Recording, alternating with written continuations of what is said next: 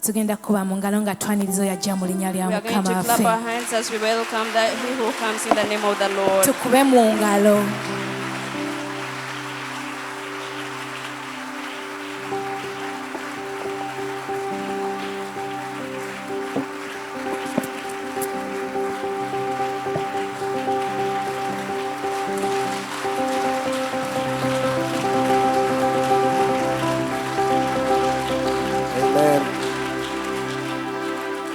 Happy New Year, church. Kuliko mwaka. Can you turn to your neighbor and wish him a blessed 2022? Sobola okyukira ku muliraanwa oyo n'omuwubirako era omwagaliza omwaka omujja Hallelujah. omulungi. Hallelujah. Amen. Amen. Kansaba oyogereko ebigambo ne Mukama akuyisizza mu mwaka ate akuwadde omwaka omupya. You can take a moment and speak a few words to the Lord that has taken you through the year and brought you into the new year. Katonda waffe oli mulungi. Heavenly Father, you're good God. Tukugeraageranye na ki? What can we compare you with? Osinga abasawo bonna baasoma mu ggwanga. You're greater than all the doctors and the nurses.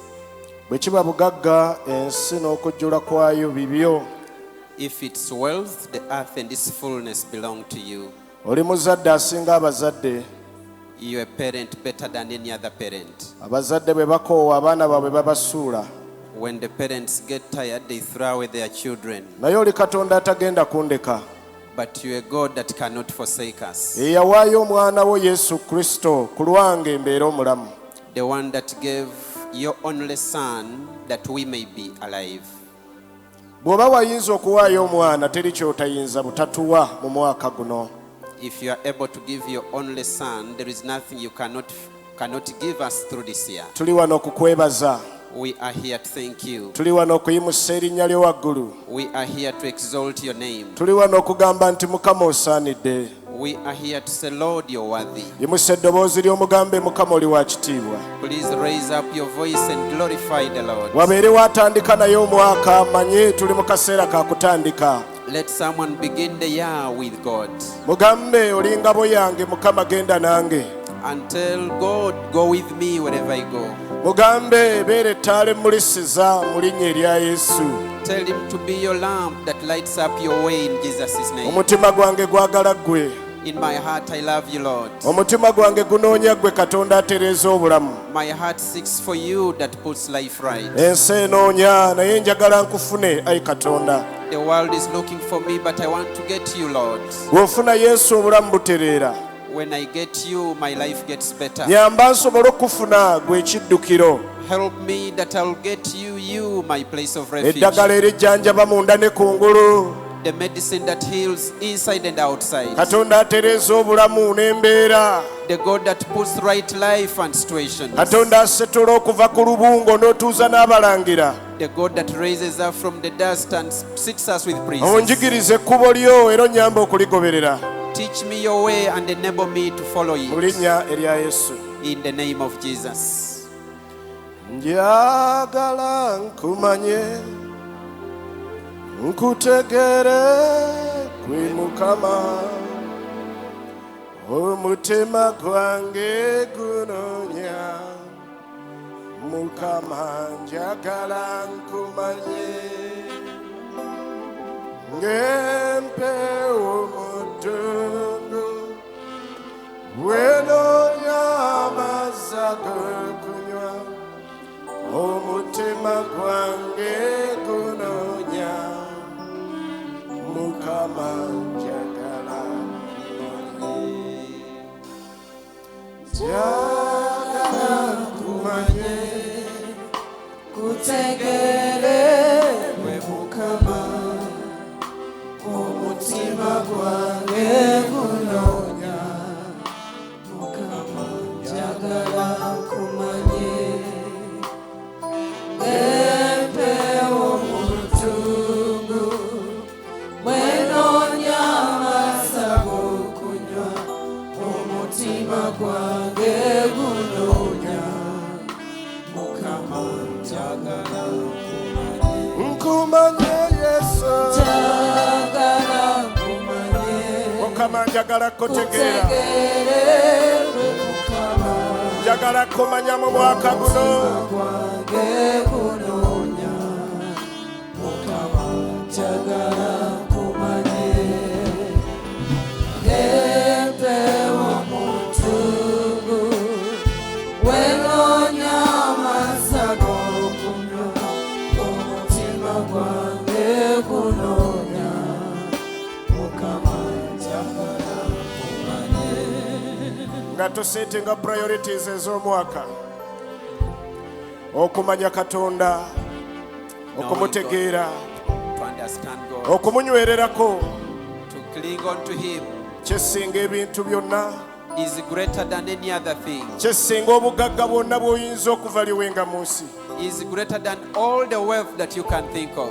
Mu saaviisi ey'olwaleero kola okusalawo In today's service, please make a decision oteekayo priority egamba mu mwaka guno njagala kutegeera. that your priority in this year will be to know Him. Abantu banoonya ebintu bingi mu nsi Many people are looking for many things in this naye world, tusalewo okumunoonya Mukama. but let's decide to seek for the Lord. Salawo okunoonya Katonda n'obulamu bwo bwonna. Come and seek the Lord with all your life. Salawo okunoonya Mukama ne mu bufumbo bwo. Make a decision to seek for God even in your marriage. Salawo okumunoonya Yesu. Decide to seek for Jesus.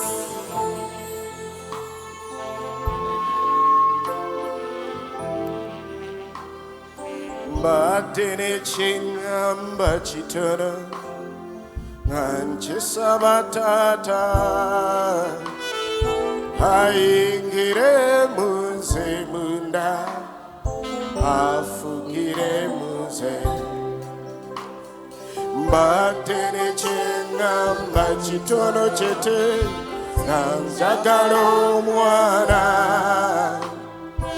ayingire mu nze munda afugire mu nze ffenna tugambe mbadde n'ekyengamba kitono nnyo njagala omwana bambi wabeerewo amalerera ayingire mu nze munda afugire mu nze kyensaba leero mbadde n'ekyengamba kitono njagala omwana Kristo ayingire mu nze munda afugire mu nze eri abafumbo mbadde n'ekyengamba kitono ayingire njagala omwana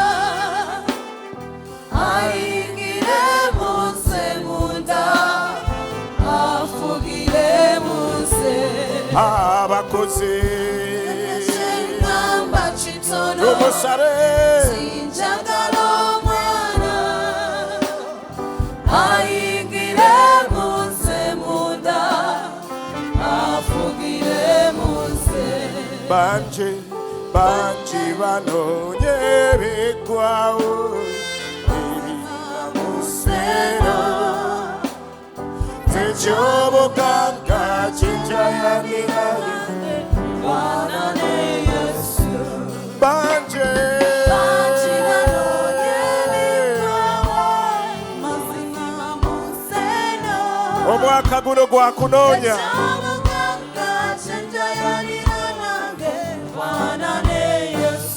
bangi nnyo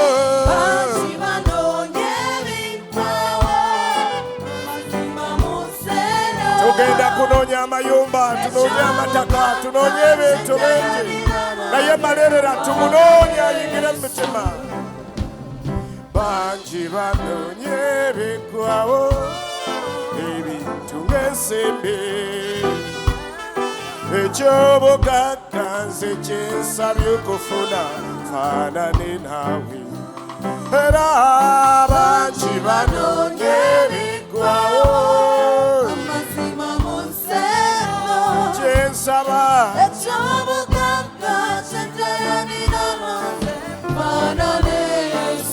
njayana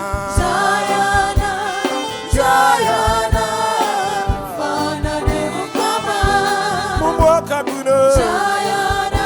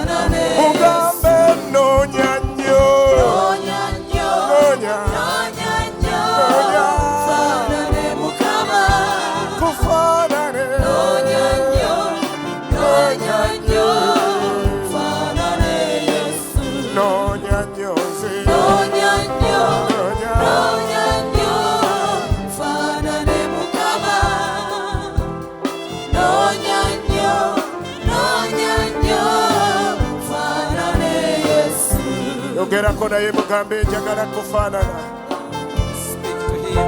njagala kufaanana. Tell him I want to be like you. Osabe omugambe wakireka ntandike naawe, tandike naawe omuyenza w'ebintu byonna.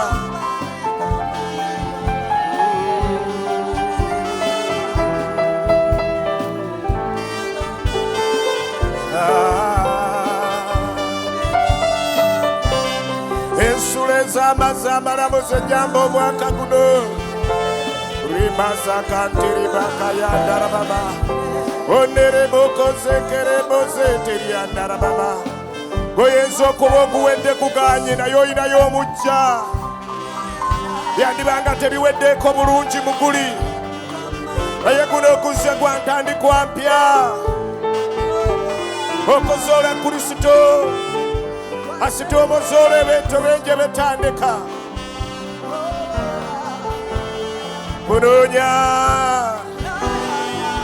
Kunoonya eyalaga Musa amakubo go, kunoonya eyalaga Musa amakubo go. Abaana ba Isirayiri wabalaga bikolwa byo, omwaka guno eri abanoonya ebikolwa, naye njagala okunoonya ekisingako. Alabye amakubo go, azuula ebikolwa byo. I need to find you, a miracle worker. A miracle worker. I'm seeking for you, my God. You are the destined changer. You are the destined changer. Each and everyone here in this service has a destiny. May you help my destiny in the name of Jesus. In the name of Jesus. We are here for the divine purpose. There is a divine purpose on each and everybody's life. There is a divine purpose on each and everyone's life. Ogambye tunywegere omwana. Tunywegere omwana tuleme okubula mu kkubo. Omwaka guno tetwagala kubula. Omwaka guno tetwagala kuseerera. Omwaka guno tetwagala kutendewalirwa.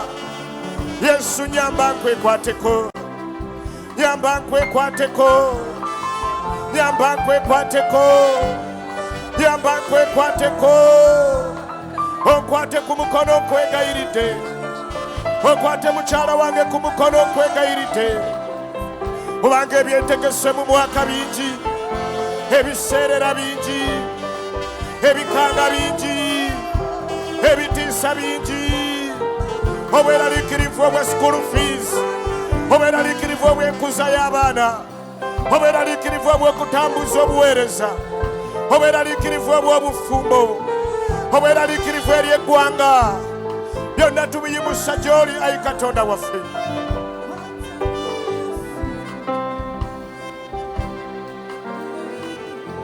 Sabe mutuweeyo namba miracle worker.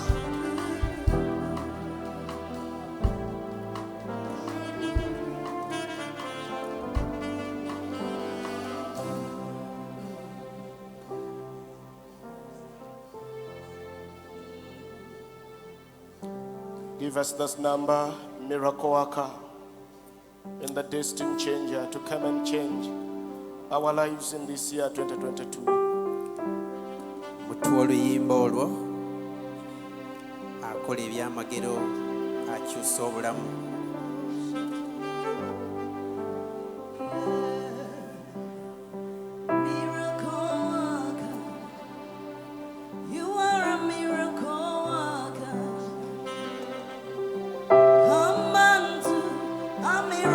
Acknowledge the Lord in your life. Acknowledge Him as a miracle worker.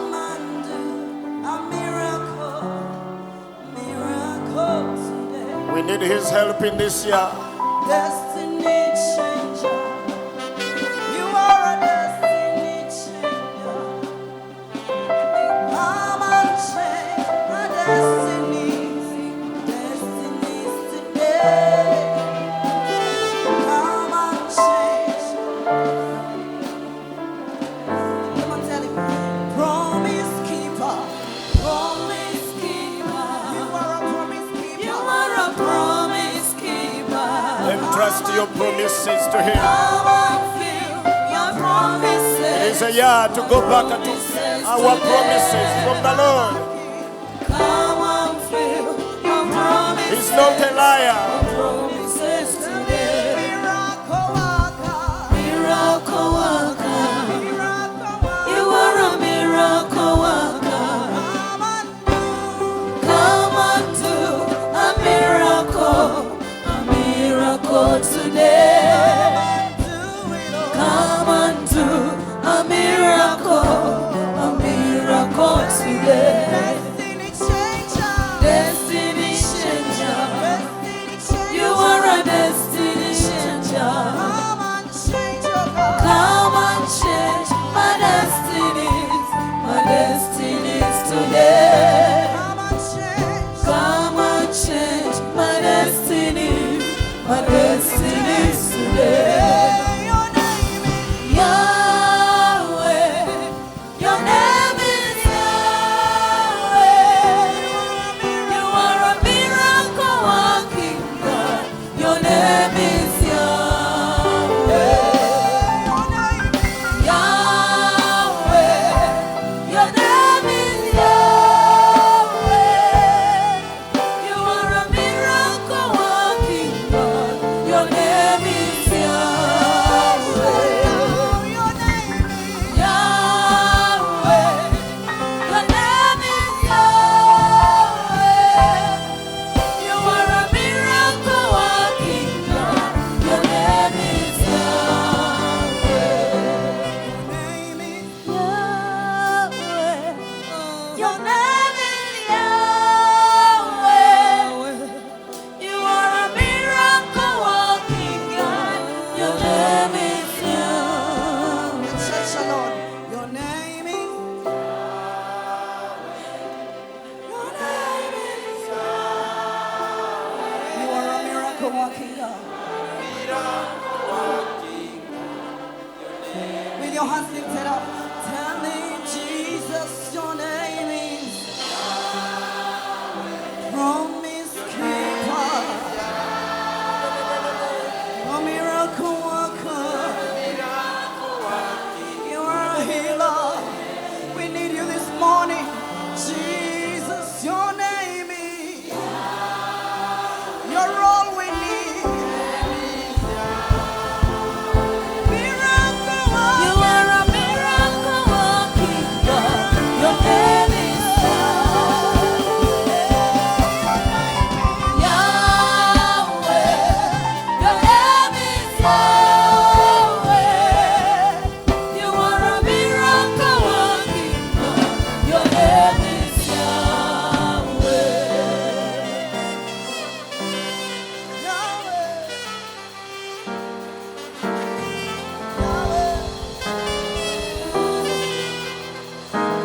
Thank you very much, worship team. Let me request you to take your seats. Sobola okutuulako. Hallelujah. Amen. Once again, I would like to say Happy New Year. Njagala okwongera okubakulisa omwaka Era n'okubakulisaayo mu lukuŋŋaana olw'omuntu w'omunda. and to welcome you back from the Inner Man Conference. Nzisaamu ekitiibwa okubeerawo kwa musumba wange I honor the presence of my pastor era musumba waffe. and our pastor. Mukama tumwebaza. We thank God. Mpeereddwa omukisa I've been blessed okubeera omu ku abo abasoose okwogera nga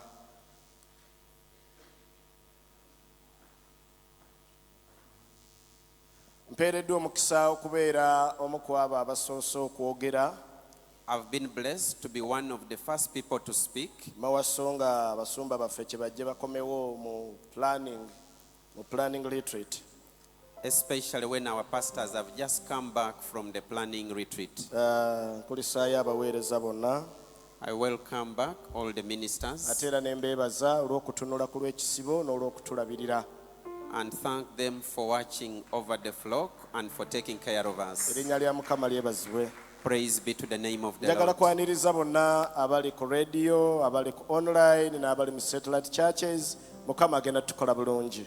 I want to welcome all those of you on radio, those in the satellite churches, and those online. God is going to do us good. Erinnya lya Mukama lyebazibwe.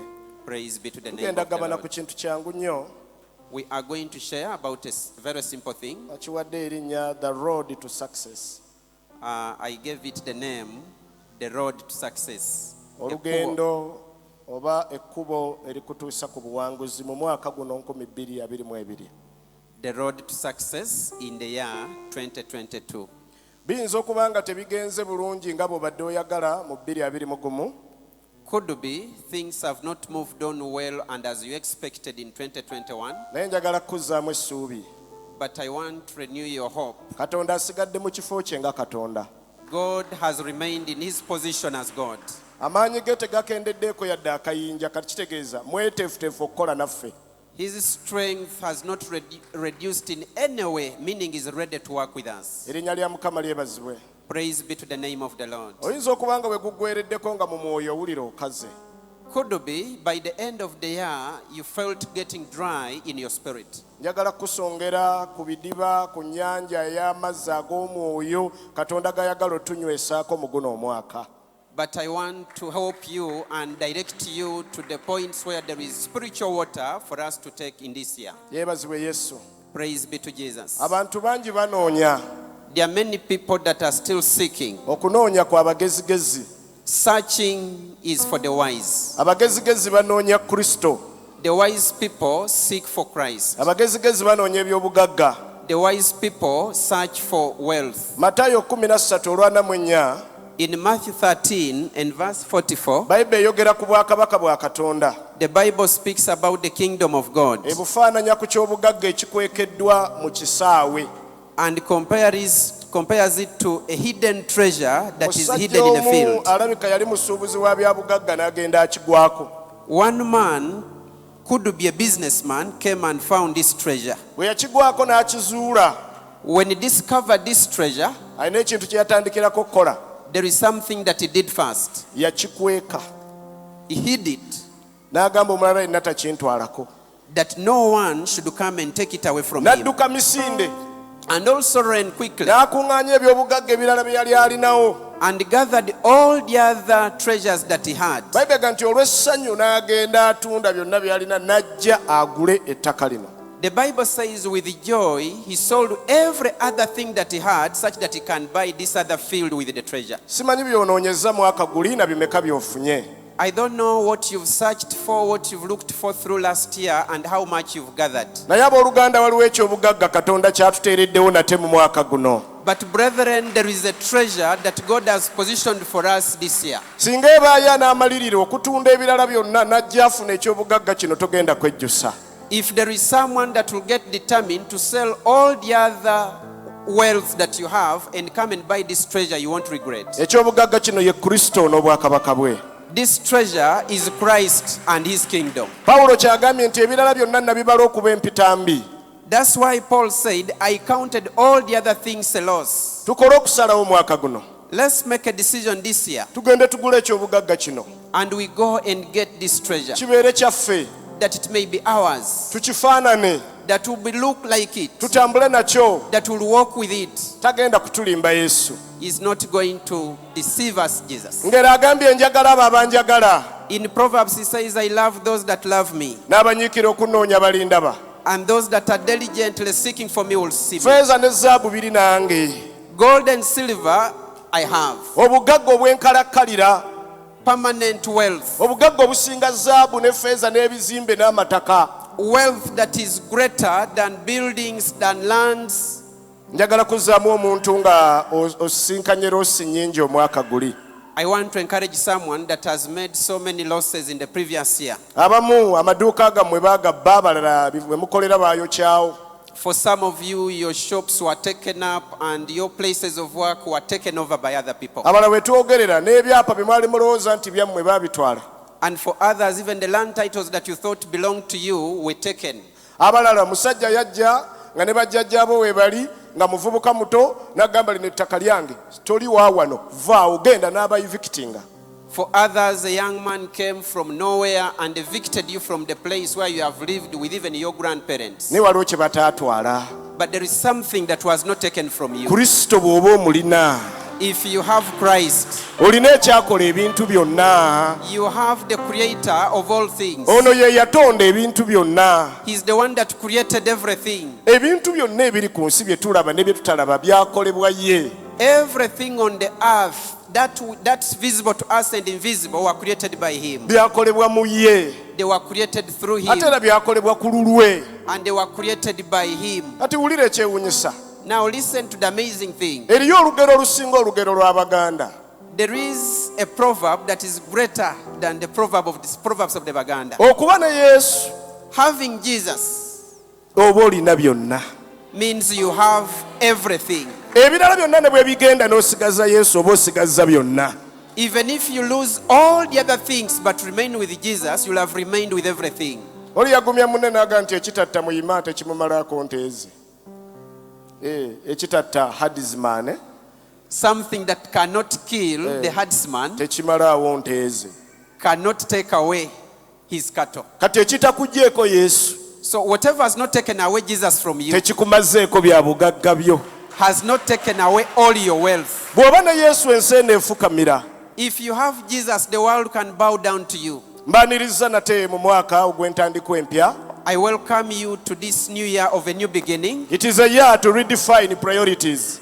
Mwaka ogw'okuddamu okusengeka ebyo ebigendererwa byo. We need to review them.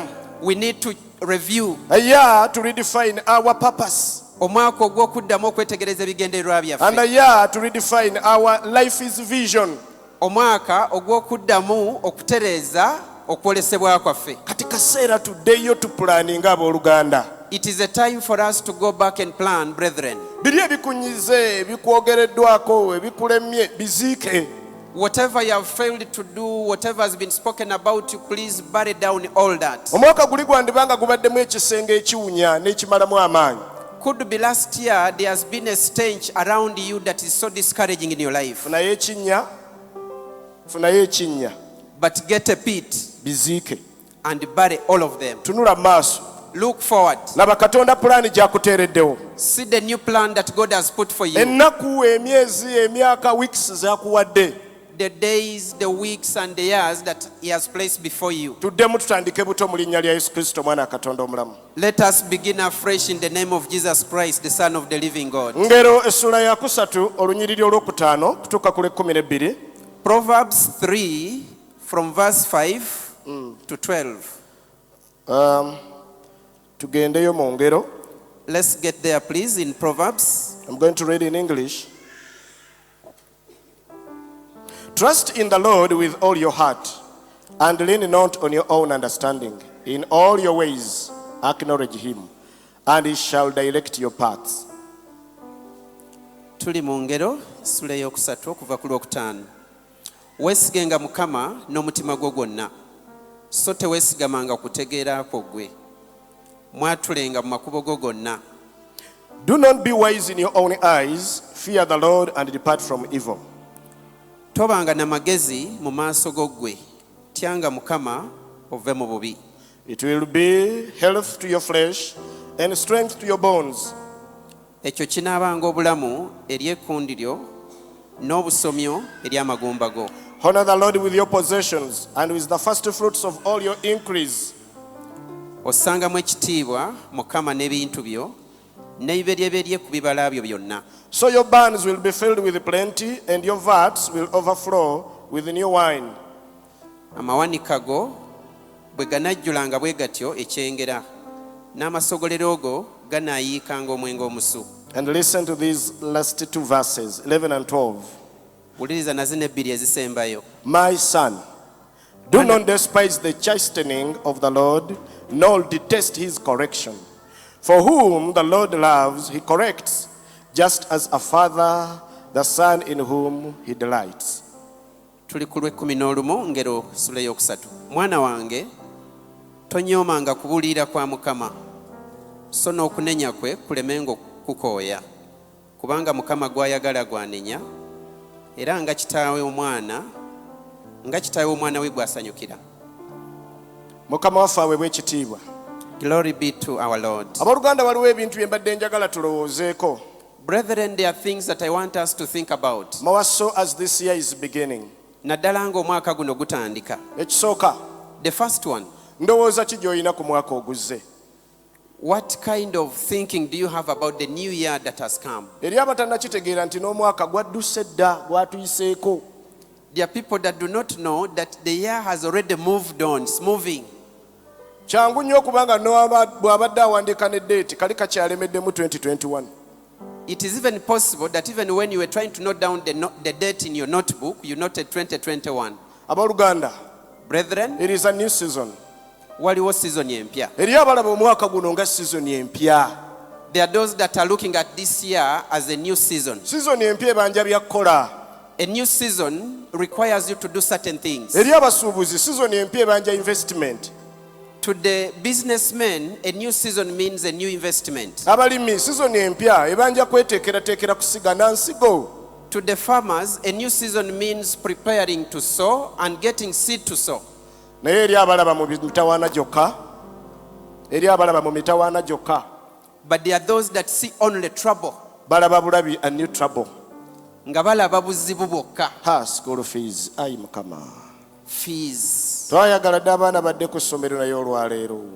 We wanted our children to go back to school, but I don't know today. Oba abantu bakigeresa bate baba balaba emitima nga gitambula mbu omutima ne guva eno ne gudda ku mutwe. Mu abantu emitima kati gibali ku mutwe.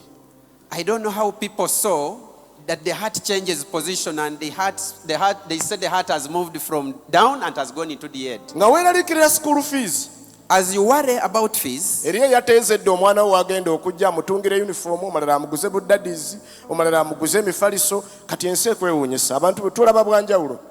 there are people that have prepared, ready to sell to your children whatever requirements that you need. They are prepared to sell to you. Waliwo abapangisizza edda amamotoka bagatadde ku kkubo genda kutambuza abaana bagenda ku masomero. There are people that have hired vehicles and they have put them by the roadside such that they can transport your children back to school. Era buwiiki bubiri bunaagenda okuggwako ng'abadde talina school fees nga yalabye school fees ng'azifunye.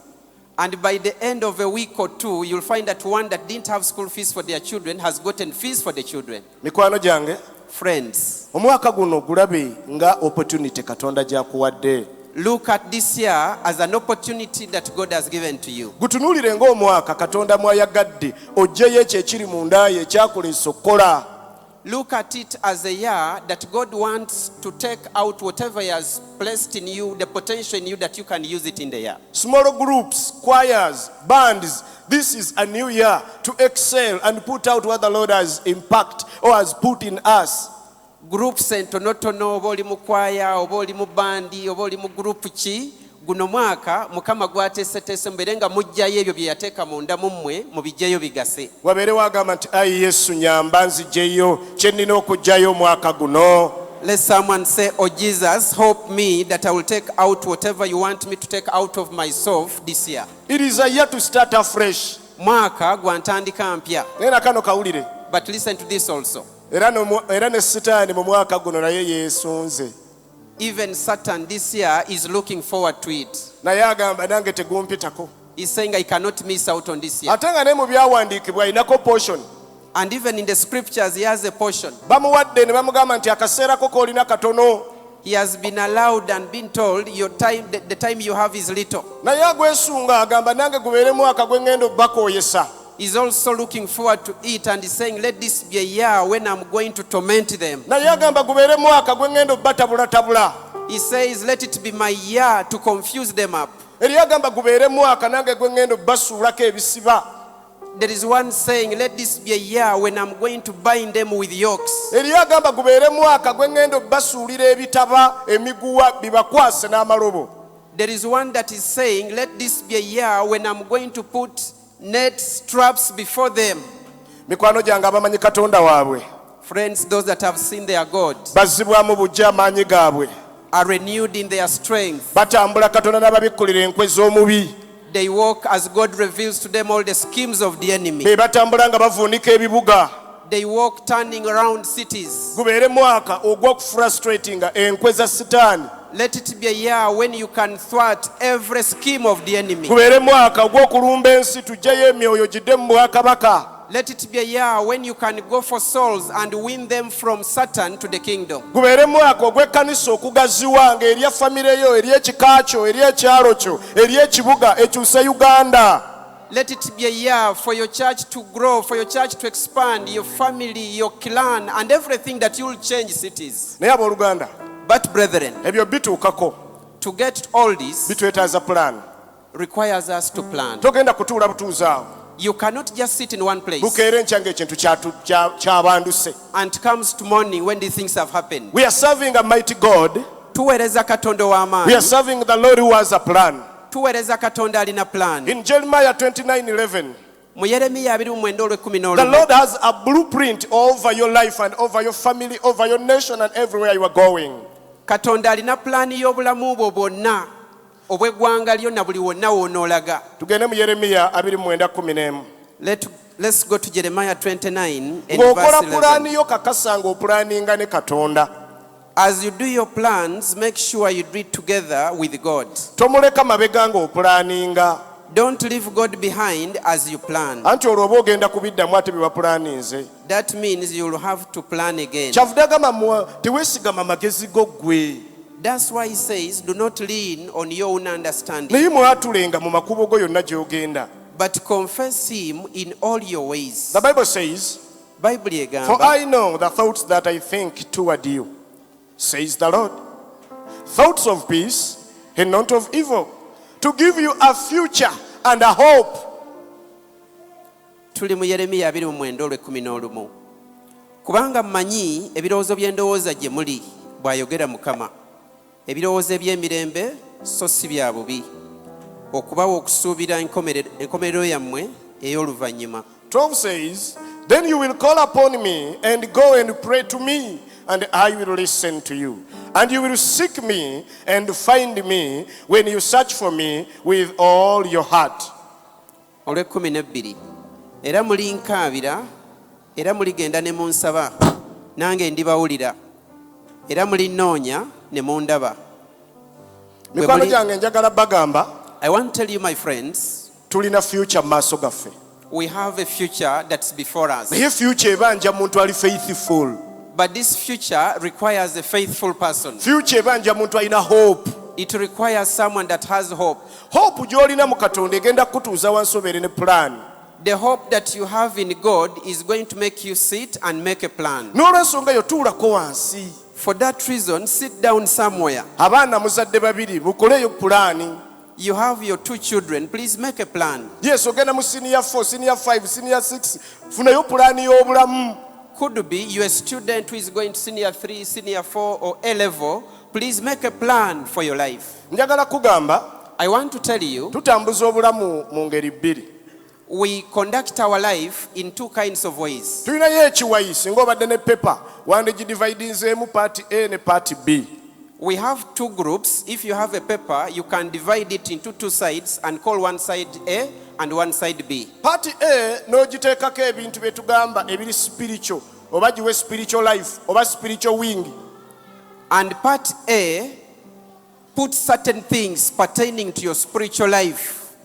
Kati paati B teekayo ebintu ebiri physical, ebintu ebyo by'onaatuukako mu bulamu buno nga obwa bulijjo obw'ebikwatikako. And on part B, put the physical things, the things that you want to mount to in your physical life. Kati mu bulamu buno obw'omubiri wansi teekayo entaana. On the side of your spiritual life at the bottom, please put your grave. Entaana giteekeyo wansi yebeekomererayo. Put your grave last on that side. Kayite ku sayidi eno ey'omwoyo teekayo obulamu obutaggwaawo wansi. So that the grave is on the side of the physical. Then, on the side of the spiritual, at the bottom, put eternal life. Kati tandika okupanga ebintu by'oyagala okutuukako mu mwaka guno. Now start arranging the things that you want to get to through this year. Gamba okumanya Katonda. For example, getting to know the Lord. Kiteekeyo. You can write it there. Ogamba okuweereza. You can talk of ministry. Weebuuze. And ask yourself, okuyitibwa kwange ki? what is my calling? Bino bye nkola bye najja okukola. Is this that I'm doing what I was called to do? oba kale bwe mbanga bye najja okukola byenkola bimpeesa empeera. Okay, if I'm in line with my calling, is everything that I do a source of my reward? Nkizudde ndi musumba, I've discovered I'm supposed to be a pastor, mpeereddwa n'akakisa okubuulira mu saavisi, and I've also been blessed to preach in the service. naye saavisi eno we nagwera. But at the end of this service, Ye nannyini bulamu Yesu Kristo anaŋŋamba nti thank you very much, awo nkuwadde ttiiki, obadde muweereza wange mwesigwa. at the end of the service, will the owner of my life sit down and tick against my name and say, this is what you've done, good and faithful servant? Ddayo olowooze ku bintu eby'omwoyo, ebirabo n'ebibala by'olina owezezzaako bimeka, byonna oteekewaawo otandika obinoonyereza okubiraba ng'obituukako. Think about the spiritual things that God has given you, the gifts that you have, and start research about them. Buli muntu nga mulamu akula, all living things grow. Buli kintu ekiramu na buli muntu yenna omulamu akula. Kakitegeeza That teekayo ne means- kye bayita okukula mu bulamu obw'omwoyo okule. There should be growth in your spiritual life. Are you really growing? Kwata Kristo adde wali godde wana mabbali weepimeeko olabe okuze kyenkana ki okumufaanana. Put Christ somewhere and then look at yourself and see how much have you grown into his likeness. Totya bonna abanaafaanana abayita mu bibuuzo balina buli atuula pepa buli alina koosi gy'akola atwalako ebibuuzo. Do not fear. Every person that wants to do and finish a certain course has certain exams that they have to do. Bwe tuba nga tufaananye Kristo If you are looking like Christ nga tukuza omufaanana, and we've grown into his likeness, waliwo ebigenda okujja bitugezese. there are certain things that are going to come to test us. Ffenna tujja kufiirwa, We will all make losses. ffenna tujja kutuukako awazibu. We shall all get to some hard moments. Katonda ajja tutwalako awaaka. God will take us to some fiery points. Naye obukulu bwa Kristo obuli mu ffe bugenda tuwanirira wakati mu mitawaana, wakati mu kuvumibwa, wakati mu kuwaayirizibwa, wakati mu bigambo.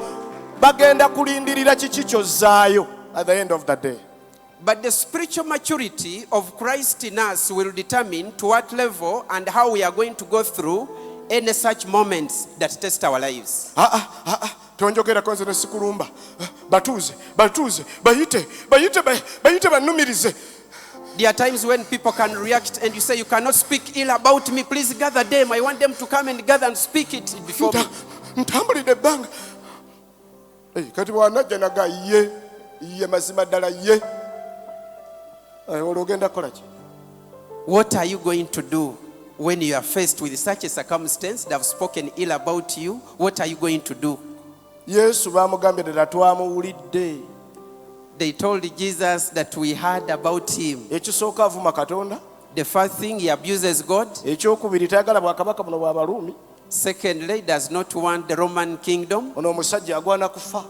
This man deserves to die. Yesu nga abantu nga babuuza teri yayinza kukigamba Yesu. Nga n'abajulizi we bali bayimiririra nti ekyo ffe tuli bajulizi yakikoze nga tulaba. And he stood and your people gathered to as witnesses and they were saying he did that when we were watching. We were there. Olwo oba ogenda kukola ki? What would you do? Abooluganda tufuneyo kaakaseera. Brethren, let us get a time Katuula wansi tukole pulaani. to sit down and make a plan. Ngera agambye nti omuntu nga bw'alowooza era ddala bw'atyo bw'ali. In Proverbs he says, as a man thinketh, so he is. Omwaka guno ogenda kubeera prodakiti ya birowoozo byo. This year, you're going to be a product of your thoughts. Bw'onaalowooza binnemye mpedde nfudde naggwadda era ekyo ky'ogenda okubeera. Togenda kisuka owooluganda. If in your thinking you are just saying, I'm finished, I've failed, I won't do anything, then that's how you're going to end the year. Naye njagala nnyo ekyawandiikibwa kiri mu ngero 19:21. But I like so much the scripture in Proverbs 19:21.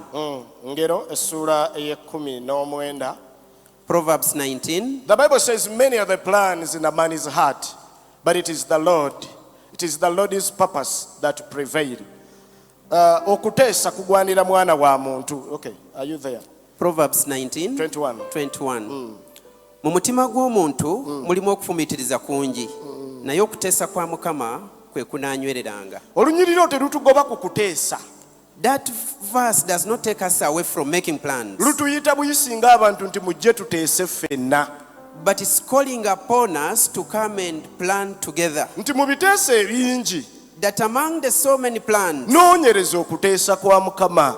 search out for the plans of God. Omwaka guno tuleme kugoba mpewo.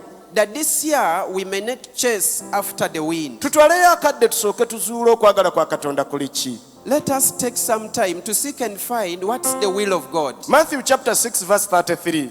Matayo mukaaga asatu mu ssatu. The Bible talks about seeking the kingdom of God and his righteousness. Bayibuli eyogera kunoonya obwakabaka bwa Katonda n'obutuukirivu Then bwe. the rest are going to align behind. Ebirala bigenda kugoberera nga tufunye okuteesa okwo. All other things will come following after we've gotten these first two. Erinnya lya Mukama lyebazibwe. Praise be to the name of the Katonda Lord. omwesigwa aweebwe ekitiibwa.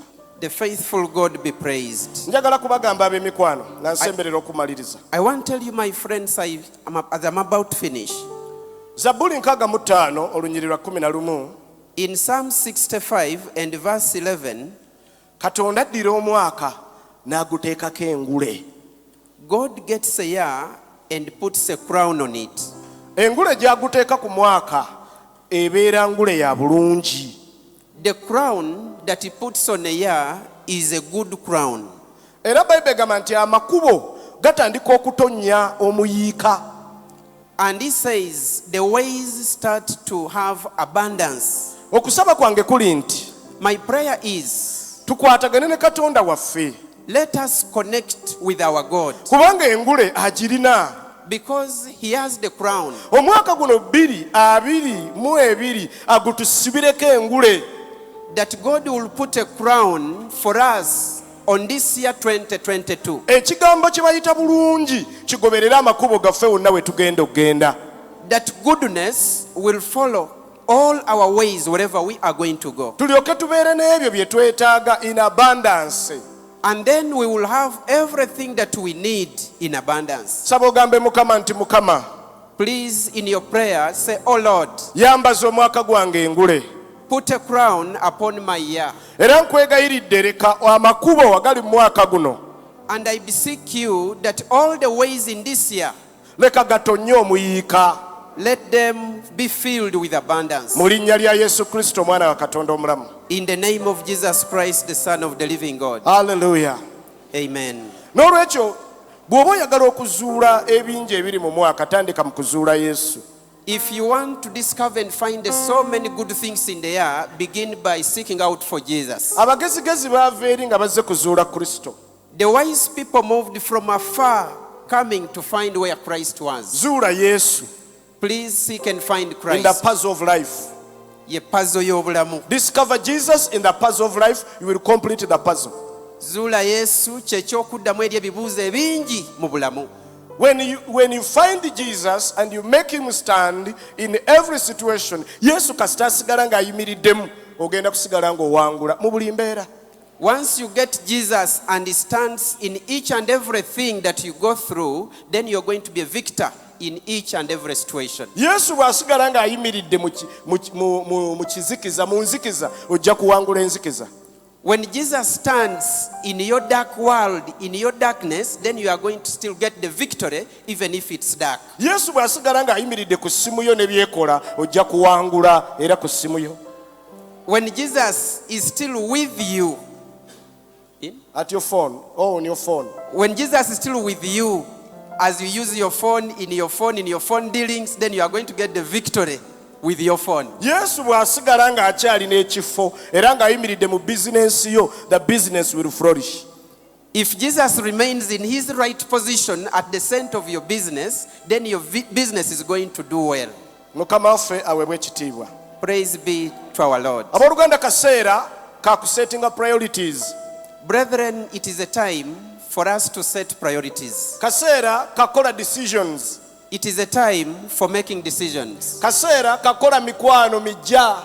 It is a time for making new friends. Abantu bonna tebalina kuba mikwano gyo. Not everyone is supposed to be your friend. No, Nedda. si bonna. Not everyone. Ne Yesu yalonda. Even Jesus speaked out. Ne Yesu yalonda. Even Jesus speaked out. So it is a time to choose our company based on our destiny. Katuli mu kiseera kyolina okulonda mikwano gyo n'abo abakwetoolodde nga bakutwala mu magenda go. Amagenda go gasalewo mikwano ki gy'olina. Let your destiny decide on the kind of friends that you're going to have. Bw'oba okimanyi nti ogenda mu ggulu, If you know you're going to heaven, oyagala bulamu butaggwaawo, you want eternal life, akati era togenda kujjuza kampani yo basamize obulamu obutakutwala mu ggulu.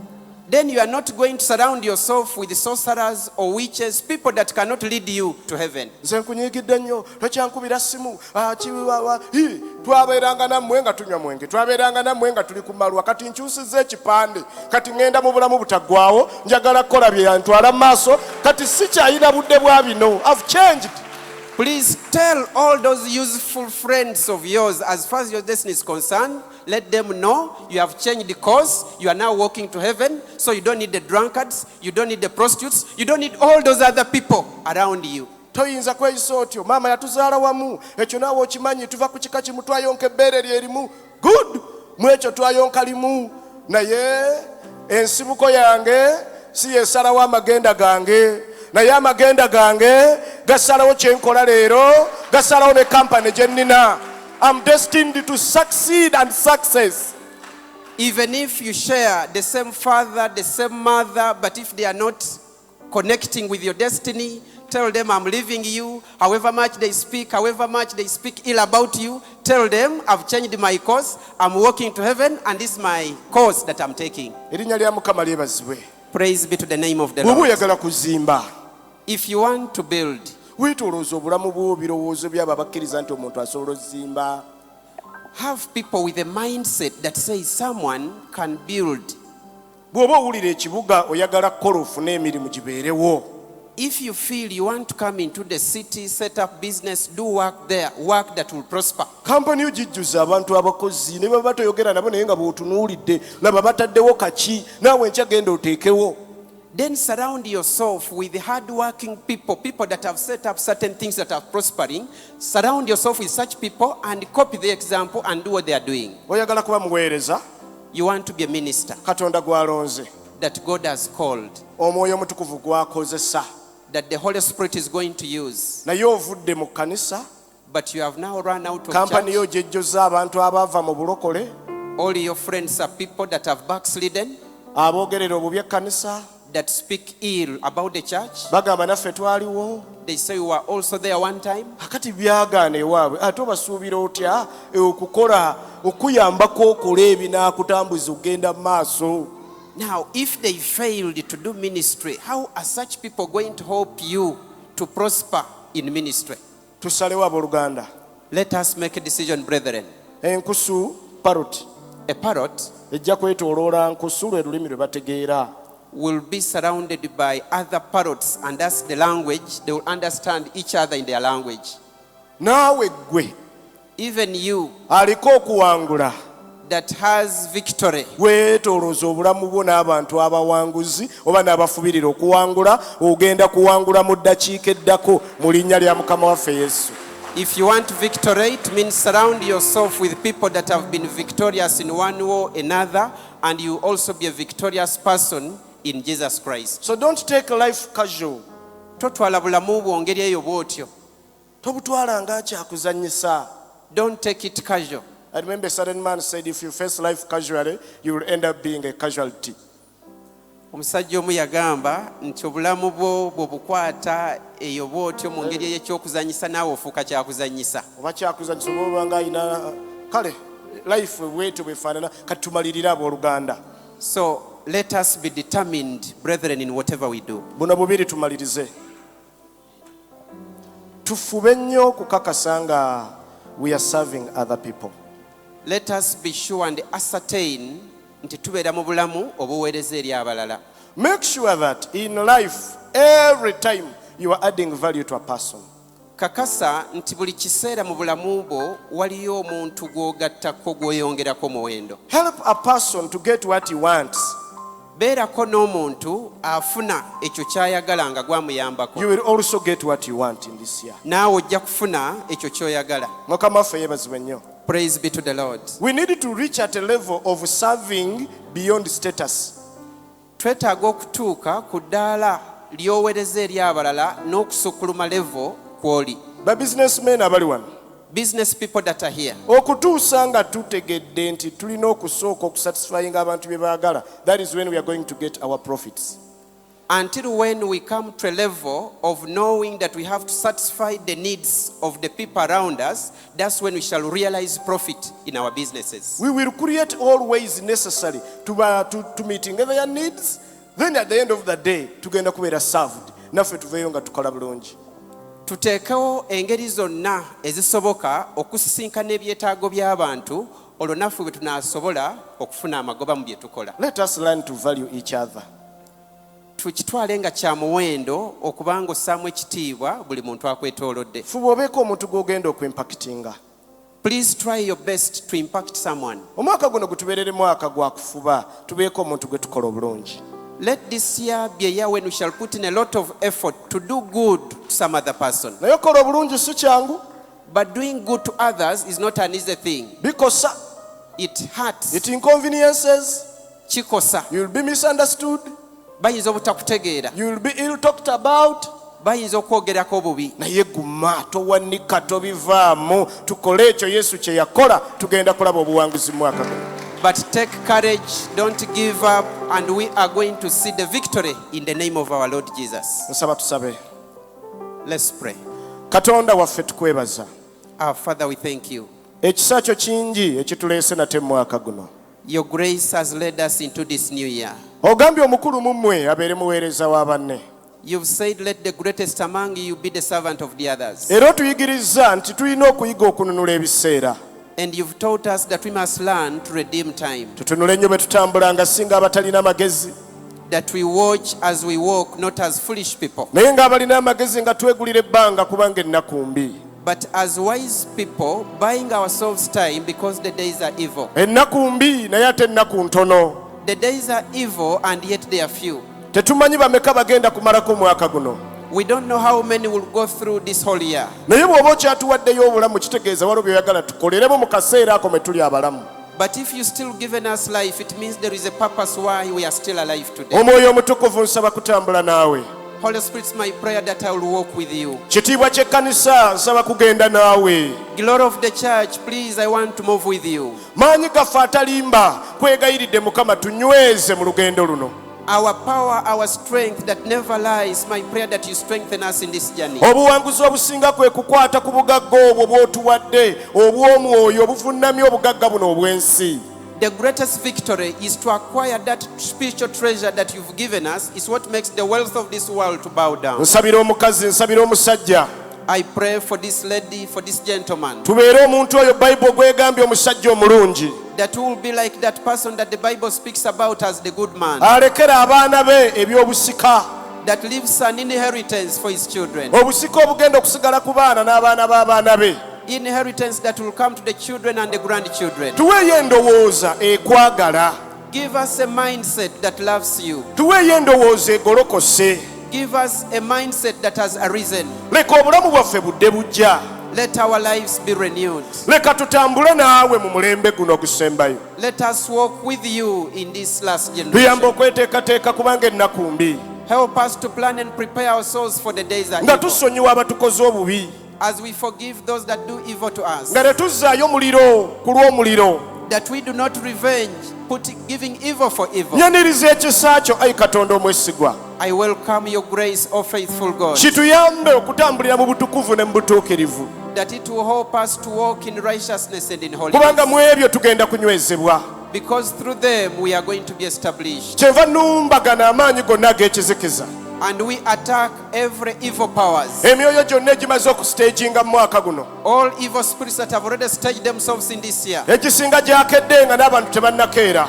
Many wake up so early in the morning even before people wake up. Nga gyogera And they speak nti ayonooneke, that let him be corrupted. ayonooneke. Let him be corrupted. Teeka eriiso lyaffe lirabe bye twagala nga bibatuuseeko.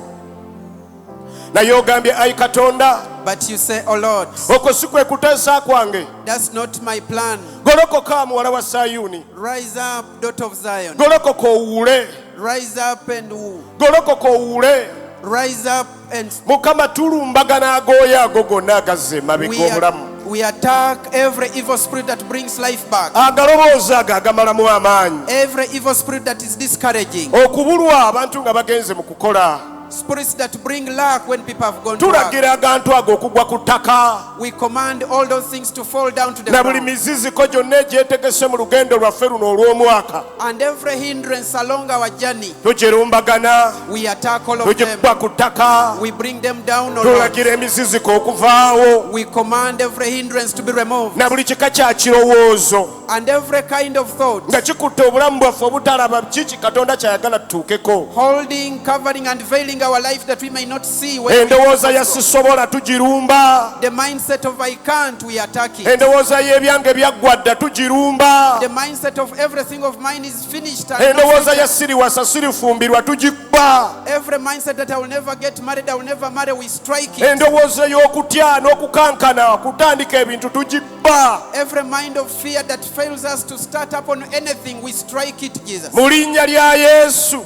In the name of Jesus, tulangirira omwaka oguteredde, we declare an upright year. tulangirira amagenda amajja. We declare a new destiny. Owooluganda baako by'osumulula, Brethren, please, in your prayer, baako by'osumulula mu lugendo lwo, set free, make loose some baako things in your journey. by'olangirira mu linnya lya Yesu, Make some declarations in the name of baako Jesus. by'olangirira mu bulamu buno obukwatikako. Make some declarations in this physical life. Osobola okugula ettaka eddala, You can buy new land. osobola ozimba ekizimbe kyo ne kiggwa. You can build your structure and it's complete. Abamu pulaani mwali mwazivaako, pulaani muziddire. Some of you had given up on your plans. Please go back to those plans. Abamu ebyokwambala mwali mwabikoowa, kati akaseera ke kano. This is the right time to wake up again. Kaseera kakuddayo kulumba dduuka eryo ddemu olikole.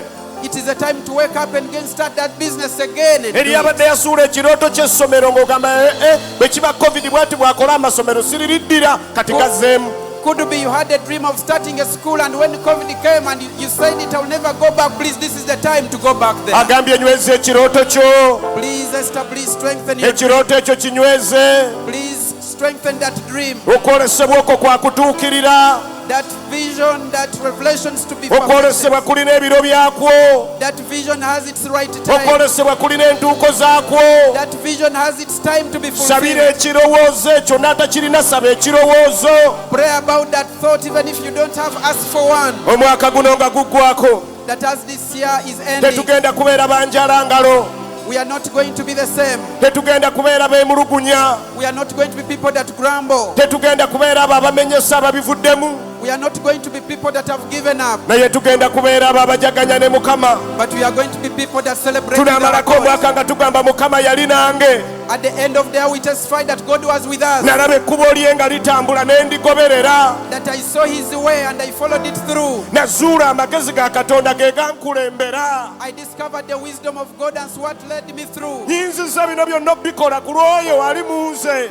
I've been able to do all things But- because of Him. That is in Abantu me. balibuuza naye wayitawo otya? People ask you, how are you able to make it? Abantu balikubuuza ne bagamba naye owange wajja otya okikola kwegyo emyaka? People ask you, how are you able to do it at your young age? Abantu balikubuuza ne bagamba wabikwasaganya otya, byonna wabisobola otya? People ask you, how are you able to do all those things? Oliddamu n'obagamba And you answer them and tell them, eyatandika omulimu omulungi the one that started a good work abaddengawo okugulabirira, has always been there to follow it. kasi tannagondera eddoboozi lye, Once I obeyed His voice, kasi tannagoberera amakubo ge, once I followed His ways, kasi tannagoberera ebigere bye. once I followed His footsteps, Katonda tannimbye, God has not lied to me. tabadde kagga kakalu gye ndi, He has not been a dry brook to me. ambeeredde empagi ey'obulamu. He has been a pillar of life. Mukama y'abadde eddagala lyange, God has been my medication. ono y'atadde amaanyi mu bulamu bwange. He's the one that has given me strength in my journey. Kitange tusabira abaweereza bonna, Father, we pray for all ministers. kitange tusabira abaweereza We pray for all ministers, O mu Lord. linnya lya Yesu. In the name of Jesus, Obeere naffe ayi Katonda, that you will be with us, O Lord. ekigambo kyo kibeere nange. That your word will be with me. Leka akamwa kaffe kabe ng'akamwa ko, Let our mouth be like your mouth. tuyigirize okwawula eby'omuwendo mu bitagasa. Teach us to distinguish between the vile Leka from the tunoonyenga omutima gwono okugukwatako, Let us always seek your heart and touch it. mu linnya erya Yesu, In the name of mu Jesus. linnya lya Yesu. In the name of Jesus. Amen. Amen.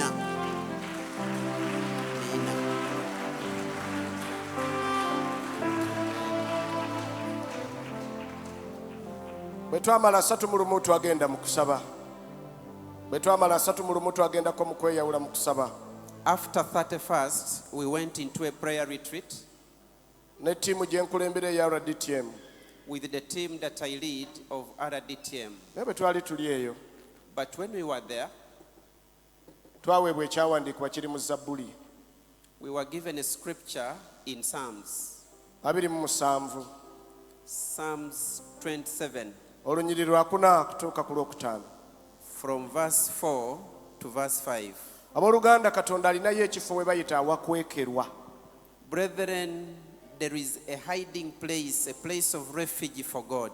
Naye omusajja ono yagamba nti ekintu kimu But n'akinoonyanga, This man said, one thing that I will always seek for kwe kutuulanga mu nnyumba ya Mukama is to always sit in the house of the Lord ennaku zonna ez'obulamu bwange. all the days of my life. N'ekirala And another thing kwe kutunuuliranga obulungi bwa Katonda. is to consider and look at the goodness of God. N'akookusatu And the third thing kwe kubuuzanga mu nnyumba ye. is always to inquire in his house. Nsaba otuule ku bigere bya Kristo mu bbanga lyonna ery'omwaka guno. It's my prayer that you always sit at the feet of Jesus all through this year. Era nkusabidde And it's my prayer for you olabe ng'obulungi bwa Mukama mu byonna ebigenda mu maaso. that you always see the goodness of the Lord in everything that happens around you. Naye kigenda otuwonyanga okutomera. But what is going to help us not to crash Tutambule olugendo lw'okwebuuzanga ku Mukama nga tetunnakola kintu kyonna. is to walk a journey of always inquiring of the Lord before we do anything. Kubanga olwokutaano lutugambye Because the 5th verse has told us Katonda alinayo akafo awakwekerwa. Nsaba Katonda ankweke mu kafo ako. Nsaba Katonda akukweke mu kafo ako. Nsaba Katonda akweke obuweereza bwaffe mu kifo ekyo kye bayita awakwekerwa mu linnya lya Yesu. in the Mukama verse, abawe omukisa. may God bless Kansabe you. tuyimirire twanirize mukadde waffe Let me request you to get up on your omulabirizi waffe mu feet linnya lya Yesu Kristo omwana wa Katonda omulamu. as we welcome our Father, our Pastor, in the name of Jesus.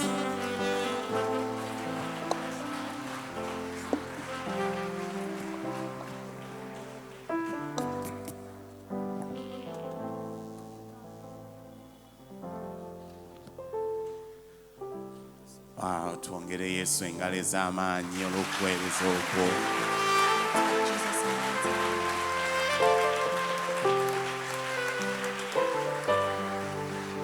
Era tugolole emikono gyaffe eri omusumba Robert Cephas.